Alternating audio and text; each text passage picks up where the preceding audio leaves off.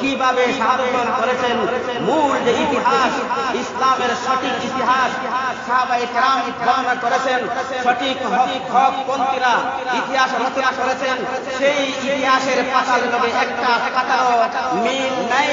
বর্তমান কারবালার ইতিহাস যারা তৈরি করেছে, কারবালার ইতিহাসের ঘটনা, বানোয়াট মঙ্গরা ইতিহাস, যেগুলো করে চোখে পানি বাইর হয়, যে বলে তাকে ভালো লাগে এবং বিশ্বাস করে যে জাতি গান যারা তৈরি হয়েছে, সেটা ইসলামের কারবালার সঠিক ইতিহাসের লগে, কারবালার ইতিহাসের কোনো একটা পাতার সাথে, কোনো একটা লাইনের সাথে কোনো মিল নেই। এটা বিভ্রান্ত এবং বানোয়াট একটা ইতিহাস। সেই ইতিহাসকে আমাদেরকে সরাইতে হবে, সঠিক ইতিহাসের আলোচনা করতে হবে, সঠিক ইতিহাসটাকে জনগণের সামনে, মুসলমানদের সামনে স্পষ্ট ভাষায় পরিষ্কারে বুঝাইতে হবে। তাহলে কারবালার ইতিহাস মানুষ বুঝবে, সঠিক পথে আসবে। ঠিক না ঠিক বাইরাম।